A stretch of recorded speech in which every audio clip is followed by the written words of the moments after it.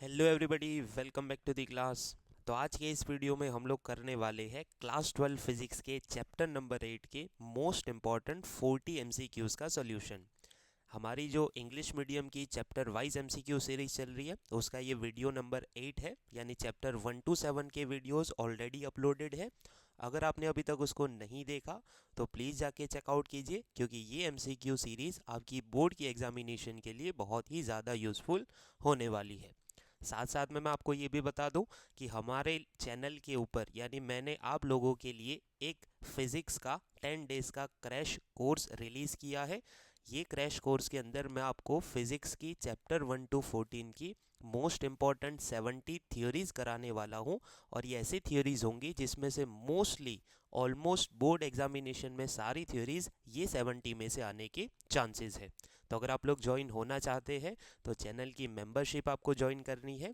399 rupees में आपको पूरे के पूरे 10 वीडियो लेक्चर्स का एक्सेस मिलेगा। साथ में यहाँ पे हमारी फ्री एमसीक्यू सीरीज़ तो चल ही रही है, तो आप उसका फ़ायदा उठा सकते हो। तो चलिए शुरू करते हैं एमसीक्यू नंबर 1। पहला क्वेश्चन है, अच्छा, और ये चैप्टर 8 के एमसीक्यूज़ है, वो बाकी चैप्टर के कंपेयर रिलेटिवली बहुत ज़्यादा इजी है, क्योंकि इसमें कोई बड़े डेरिवेशन नहीं है और बड़े न्यूमेरिकल्स भी नहीं है।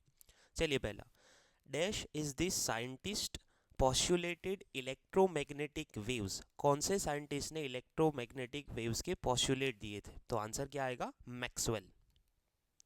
ठीक है। चलिए number 2, dash give the proof of existence of electromagnetic waves. किसने प्रूफ ऑफ एग्जिस्टेंस दिया था? इलेक्ट्रोमैग्नेटिक वेव्स एग्जिस्ट करते हैं, ये प्रूफ किसने दिया था? तो एक्सपेरिमेंटली हर्ट्ज ने बताया था कि इलेक्ट्रोमैग्नेटिक वेव्स एग्जिस्ट करते हैं। Number 3, name the scientist who proved the missing link in differential equation of electromagnetic waves. आपको पता है एम्पियर मैक्सवेल इक्वेशन, पता है ना? तो एम्पियर ने कुछ इक्वेशन दिया था, पर मैक्सवेल ने उसके अंदर कुछ करेक्शन किया था, यानी मिसिंग लिंक दी थी। तो आंसर क्या आएगा इसका? मैक्सवेल आएगा। ठीक है। Number 4, which from the following represents displacement current. देखो, डिस्प्लेसमेंट करंट सबको पता होना चाहिए कि डिस्प्लेसमेंट करंट जो होता है वो कैपेसिटर की दो प्लेट के बीच में होता है, और वो इसलिए जनरेट होता है क्योंकि यहाँ पे चार्जेस एक्यूमुलेट होते हैं, बीच में जो इलेक्ट्रिक फील्ड है वो चेंज होता रहता है, यानी it is due to change in electric flux. It is due to change in electric flux. तो क्या आंसर आएगा? Option number B. ठीक है। चलिए 5, electromagnetic waves possess. Electromagnetic waves के पास एनर्जी भी होती है और मोमेंटम भी होता है। Option C. Number 6, dash can be produced by magnetic field. Magnetic field dash can be produce by magnetic field. तो मूविंग चार्ज से भी प्रोड्यूस हो सकता है, और वेरिएबल इलेक्ट्रिक फील्ड होगा, इधर चार्ज नहीं होगा, variable electric field. Moving charge से भी प्रोड्यूस हो सकता है और वेरिएबल इलेक्ट्रिक फील्ड, यानी आंसर आएगा option number C. Moving charge से भी हो सकता है, वेरिएबल इलेक्ट्रिक फील्ड से भी हो सकता है। ठीक है। Number 7, in one complete cycle which field average value is zero. Which fields average value is zero in the propagation of electromagnetic wave. देखो, सबको पता है कि मान लो कि मेरा इलेक्ट्रोमैग्नेटिक वेव कुछ इस तरफ जा रहा है, एक्स के अलोंग जा रहा है, ये वाई एक्सिस है, ये जेड एक्सिस है, तो इलेक्ट्रिक फील्ड के ऑसिलेशंस कुछ इस तरीके से हो रहे होंगे, ये इलेक्ट्रिक फील्ड है, और मैग्नेटिक फील्ड के ऑसिलेशन कुछ इस तरीके से हो रहे होंगे। यानी एक कंप्लीट साइकिल के अंदर दोनों का एवरेज ज़ीरो ही होने वाला है। इलेक्ट्रिक फील्ड का भी एवरेज ज़ीरो, यानी इलेक्ट्रिक फील्ड भी जितना प्लस में है उतना ही माइनस में है। मैग्नेटिक फील्ड भी आपका जितना आगे की तरफ प्लस में है उतना ही पीछे की तरफ माइनस में है। तो दोनों का आंसर क्या होगा आपका? ज़ीरो। एक एवरेज वैल्यू उसकी ज़ीरो होगी एक कंप्लीट साइकिल के ड्यूरिंग। क्या आंसर आएगा? दोनों का। यूनिट ऑफ परमिटिविटी, अभी परमिटिविटी जो आपकी होती है एप्साइलॉन जीरो, तो आप लोग वो फोर्स वाले फॉर्मूला से निकाल सकते हो। एफ इज इक्वल टू के की जगह मैं लिख देता हूँ 1/4 pi epsilon zero q square upon r square. तो यहाँ से मैं एप्साइलॉन जीरो को ऊपर ले जाता हूँ, तो यहाँ बचेगा q square upon 4 pi f r square. Q square होता है कूलम स्क्वायर, 4 पाई का तो कोई यूनिट नहीं होगा, एफ का होगा न्यूटन और ये होगा मीटर स्क्वायर। तो coulomb square newton power -1 metre power -2। Option number B. कौन सा आएगा? Option number B. ठीक है। चलिए next, relation of amplitude of को related of electric and magnetic field, simple आपको याद रखना है E is equal to B into C, maximum value है तो E0 is equal to B0 into C, option number B. चलिए 10, the direction of electromagnetic wave is in the direction of, electromagnetic wave की direction जो होती है वो होती है E क्रॉस बी के अलोंग, E क्रॉस बी के अलोंग। जैसे फॉर एग्जांपल आपको बोला जाए कि इलेक्ट्रिक फील्ड है I के अलोंग, E आई क्रॉस मैग्नेटिक फील्ड है J के अलोंग, तो I क्रॉस J क्या आएगा, K के अलोंग, यानी वेव की प्रोपोगेशन की डायरेक्शन ये केस में क्या होगी, Z एक्सिस पे होगी। ठीक है, चलिए, two opposite charge particle oscillates about their mean equilibrium position in free space with the frequency of 10⁹ hertz, दो चार्ज पार्टिकल अपनी जगह पे ऑसिलेट कर रहे हैं 10⁹ हर्ट्ज फ्रीक्वेंसी से। The wavelength of corresponding electromagnetic wave, charge जब motion करेंगे अपनी जगह पे ऑसिलेशन करेंगे तो वो वेव्स प्रोड्यूस करेंगे, उसकी वेव लेंथ बतानी है। तो आपको एक चीज़ पता होनी चाहिए कि जो ऑसिलेशन की फ्रीक्वेंसी है वही फ्रीक्वेंसी का वेव निकलेगा, यानी इसकी फ्रीक्वेंसी भी क्या होगी 10⁹ तो बस हमें फ्रीक्वेंसी के ऊपर से वेव लेंथ निकालनी है। C is equal to F lambda, lambda is equal to C by F, 3 into 10⁸ divide by 10⁹ तो ये क्या बचेगा 8 है और यहाँ पे एक 10 बचेगा, 3/10 यानी क्या 0.3, ऑप्शन नंबर ए आएगा।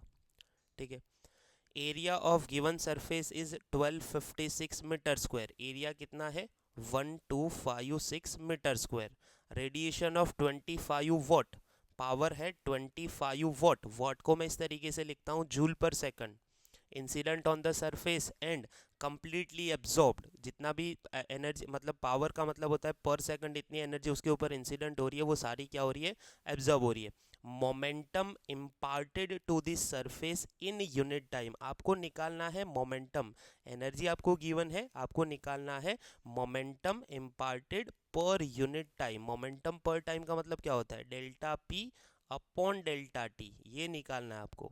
तो इसका मतलब क्या होता है सबको पता है ना, delta P upon delta T क्या होता है फोर्स होता है, इसीलिए आपको आंसर का यूनिट किस में लाना है न्यूटन, मतलब निकालना आपको फोर्स है। तो आपको एक फॉर्मूला पता होगा E is equal to P into C, या फिर चलो आपको अगर ये नहीं पता तो कहाँ से आया मैं बता देता हूँ। एक फॉर्मूला है E is equal to M C square, अच्छा एम सी स्क्वायर को मैं ऐसे लिख सकता हूँ एम सी इंटू सी, और ये होता है m इंटू वी यानी m इंटू सी, ये क्या होता है आपका momentum. E is equal to P C, तो P इज इक्वल टू क्या होगा E बाई सी, क्या होगा E बाई सी, बस ये P is equal to E by C जो आएगा वो निकालेंगे। तो E कितना है 25 जूल और C कितना है 3 इंटू 10⁸। तो यहाँ से अगर हम लोग कैलकुलेशन करते हैं तो आंसर आएगा 8.33 10⁻⁻8, ये मोमेंटम आया। बस ये मोमेंटम है पर सेकंड, अगर आप लोग निकालोगे तो इतने ही यूनिट आपका इतना ही न्यूटन आपका आंसर आएगा। मतलब ये मोमेंटम आ गया ना, इसको बोलेंगे किलोग्राम मीटर पर सेकंड, मतलब इतना मोमेंटम आपका पर सेकंड इम्पार्ट हो रहा है, और पर सेकंड का मतलब ये क्या होता है मोमेंटम पर सेकंड को ही क्या बोलते हैं फोर्स बोलते हैं, क्योंकि एनर्जी क्या है ये जो एनर्जी ली है हमने ये क्या है पर सेकंड ही है, ये एनर्जी क्या है पर सेकंड ही है। तो इसका मतलब हो गया ये आंसर पर सेकंड आया, ये फोर्स का ही आंसर हो गया आपका। ठीक है, which of the following waves are used for satellite communication, satellite communication में यूज होता है माइक्रोवेव। देखो ये सीधे सीधे थियोरी वाले एमसीक्यू है, बहुत ही सिंपल है, आप इजीली उसको प्रिपेयर कर सकोगे। Which type of waves are used in sonography, sonography में कौन से यूज होते हैं अल्ट्रासोनिक, सोनोग्राफी का सोनिक आप लोग याद रखना। ठीक है, which of the following waves can not propagate in vacuum, देखो कोई भी इलेक्ट्रोमैग्नेटिक वेव्स वैक्यूम में प्रोपोगेट कर सकते हैं, पर ये इंफ्रासोनिक है वो आपके इलेक्ट्रोमैग्नेटिक नहीं है, तो ये वैक्यूम में प्रोपोगेट नहीं कर सकते।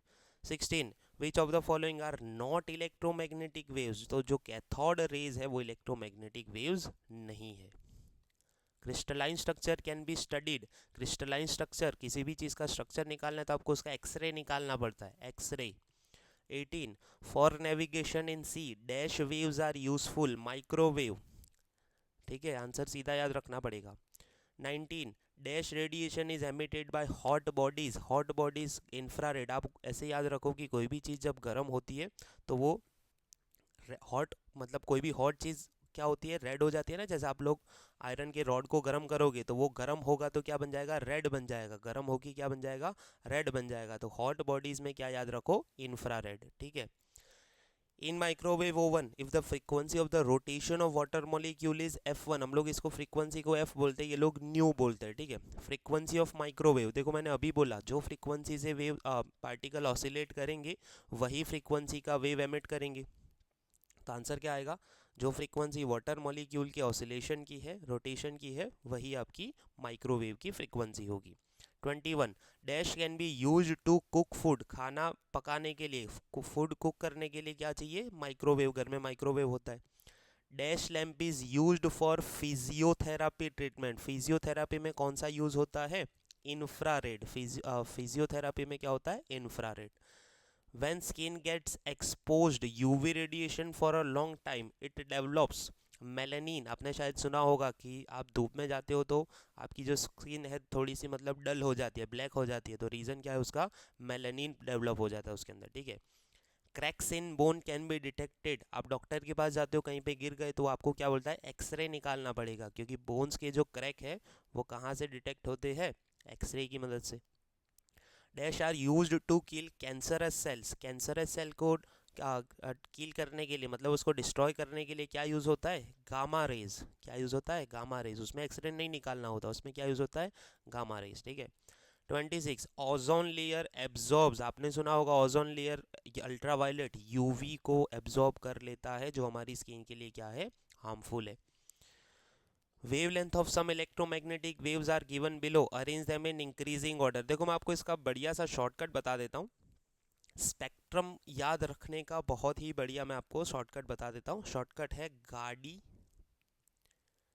X U V in my range.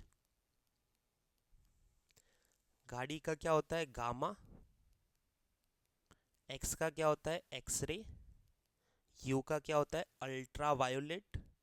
We का क्या होता है, विजिबल। इनका क्या होता है, इंफ्रारेड। माई का क्या होता है, माइक्रो। और रेंज का क्या होता है, रेडियो।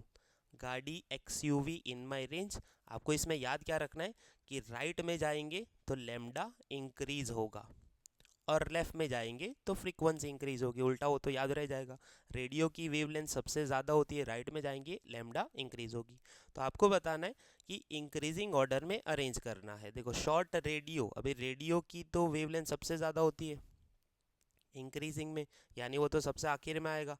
तो ये वाला ऑप्शन लग रहा है मुझे, चेक कर लेते हैं, सबसे आखिर में रेडियो आना चाहिए। फिर माइक्रो, देख लीजिए माइक्रो और यूवी। यूवी पहले है, इसकी वेवलेंथ कम है, माइक्रो की क्या है, ज़्यादा है, यानी सबसे कम किसकी होगी, माइक्रो और यूवी में से। तो आपको क्या करना है, इंक्रीजिंग ऑर्डर में इसको अरेंज करना है। तो सबसे कम किसकी होगी, यूवी की होगी, लेमडा 3। फिर किसकी होगी, माइक्रो की होगी, लेमडा 2। और सबसे ज़्यादा किसकी होगी, शॉर्ट रेडियो वेव की होगी। तो ऑप्शन नंबर क्या आएगा, सी आएगा। जैसा मैंने आपको पहले ही बोल दिया कि आंसर सी ही आने वाला है, तो आपको इजीली समझ में आ गया, क्योंकि सबसे ज़्यादा किसकी होती है, रेडियो की होती है, ठीक है। चलिए, in electromagnetic spectrum dash the light has the lowest wavelength. देखो यहाँ से वापस देखो, सबसे कम किसकी, गामा, एक्सरे, यूवी। तो कौन सा ऑप्शन है, चेक करते हैं। गामा है ऑप्शन में, तो बस यही आएगा gamma. Which of the following has the maximum wavelength, सबसे लास्ट वाला, रेडियो की वेवलेंथ सबसे maximum. Which of the following is not electromagnetic wave, कौन सा इलेक्ट्रोमैग्नेटिक वेव नहीं है, cosmic rays. 31 which type of X rays are used in LASIK surgery, LASIK यानी eye, आई की जो सर्जरी होती है लेजिक सर्जरी, उसमें कौन सा यूज होता है, तो सिंपल याद रखना है, ultraviolet. In water purifier dash use to destroy microorganisms, आपने सुना होगा RO+UV, सुनते हो ना। तो उसमें क्या यूज होता है, यूवी, अल्ट्रावायलेट लैम्प यूज होता है वाटर प्यूरिफायर के अंदर, ठीक है। स्नेक आई इज रिस्पॉन्सिव, शायद आपने वो मूवी देखी होगी एनाकोंडा मूवी में, जब भी वो सांप वाला सीन आता है तो आपको लाल कलर दिखाता है स्क्रीन पे, रेड हो जाता है। वो ये दिखाना चाहता है कि सांप को सब कुछ रेड दिखता है, मतलब वो कौन से वेव्स को डिटेक्ट करता है, इंफ्रारेड को, यानी वो बॉडी की हीट को डिटेक्ट करता है, ठीक है। वो आदमी नहीं देख पाएगा, वो उसकी हीट को डिटेक्ट करता है। 34 in fighter planes dash waves are useful, microwave. ठीक है, ऑप्शन नंबर बी।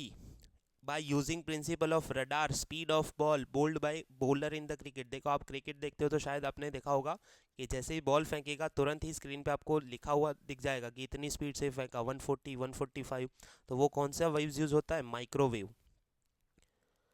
तो देखो आप सिंपल इतना याद रखो, फाइटर प्लेन में वो स्पीड से रिलेटेड जो भी चीज़ें हैं, डिस्टेंस से रिलेटेड जो भी चीज़ें हैं, सब में माइक्रोवेव आएगा। स्पीड, रडार, फिर फाइटर प्लेन, फिर वो सोनार वाला था ना, वो शिप वाला, उसमें भी क्या आएगा? माइक्रोवेव आएगा। ठीक है। 36 dash frequency is used in TV. सीधा आपको इसको याद रखना है, 54 मेगाहर्ट्ज टू 890 मेगाहर्ट्ज। टीवी के अंदर 54 से 890 megahertz. 37 a radio can tune into any station in 7.5 megahertz to 12 megahertz. What is the corresponding wavelength? यानी आपको फ्रीक्वेंसी गिवन है f1 और f2, आपको निकालना है लैम्डा 1 एंड लैम्डा 2। तो एक सिंपल फॉर्मूला है C is equal to F lambda. तो lambda 1 is equal to C by F one, और यहाँ से मैं निकालूंगा lambda 2 is equal to C by F two. 3 into 10⁻⁸, 7.5 mega यानी कितना? 10⁶। तो 3 ये क्या होगा? 3 डिवाइड बाई 7.5 अगर मैं करता हूँ तो ये आंसर आता है 0.4, और 8/6 क्या होगा? 10⁻²। तो ये आंसर क्या आ जाएगा? 40। पहला आंसर क्या आएगा? 40। चलो दूसरा चेक करते हैं। 3 इंटू 10⁸ डिवाइड बाई 12 मेगा, 3/12 क्या होगा? 0.25, और 10⁻², यानी क्या बचेगा? 25। 25 से लेके 40। ऑप्शन नंबर क्या आएगा? ए। Match list 1 with list 2 and select the correct option from the choices given below. 4 आपको लेफ्ट में दिए हैं लिस्ट 1 में, 4 आपको राइट में दिए हैं, तो कौन सा आंसर सही होगा? Infrared waves. इंफ्रारेड कहाँ यूज होता है? चलो जो हमें ऑलरेडी पता है वो कर लेते हैं। अल्ट्रावायलेट, अल्ट्रावायलेट कहाँ पे होता है? Absorbed by the ozone layer. यानी डी में 4 आएगा वो पक्का है, मतलब डी में 1 वाला गलत, ये गलत, यानी ये दोनों गलत। ठीक है, चलिए अभी उसके बाद एक्सरेज। एक्सरेज कहाँ पे यूज होते हैं? तो detect the fracture of bones, ये भी हमें पता है। तो यहाँ पे सी में 3 आएगा, तो सी में 1 वाला गलत, मतलब ये हमारा आंसर हो गया। सारे चेक करने की भी जरूरत नहीं है। ठीक है, तो सिंपल हमें पता लग गया। अभी बाकी दोनों कौन से सही है? पहले में एक आएगा infrared muscular strain, radio wave for broadcasting, radio broadcasting में यूज होते हैं, वो भी हमें पता है। तो ऑप्शन नंबर कौन सा आ गया? बी आ गया। In a medium having permittivity epsilon 0 and permeability mu 0, velocity of electromagnetic wave, simple आपको एक फॉर्मूला पता है, C is equal to under root mu 0 epsilon 0। क्या आंसर आएगा? Under root mu 0 epsilon 0। और लास्ट हमारा 40, TV waves range from. TV waves की range कहाँ पे होती है? तो 54 से 890, ये शायद ऊपर आ गया। हाँ 54 से 890, तो रिपीट हो गया क्वेश्चन। टीवी की रेंज मतलब उसकी फ्रीक्वेंसी। तो यहाँ पे हमारे 40 एमसीक्यूज खत्म हो गए चैप्टर 8 के। आई होप कि आपको समझ में आए हैं। और अगर आपको थियोरी का क्रैश कोर्स परचेज करना है तो आप चैनल की मेंबरशिप को ज्वाइन कर सकते हो। मैं डेफिनेटली आपको गारंटी देता हूँ कि ये कोर्स ज्वाइन करके आपको बहुत ही ज़्यादा फ़ायदा होने वाला है 2024 के एग्ज़ाम में थियोरीज़ को लेके। और थियोरीज़ करने से आपके न्यूमेरिकल्स और एमसीक्यूज़ में भी बहुत ज़्यादा बेनिफिट होगा। चैनल अच्छा लगा हो तो सब्सक्राइब कीजिए और दोस्तों के साथ शेयर ज़रूर कीजिए।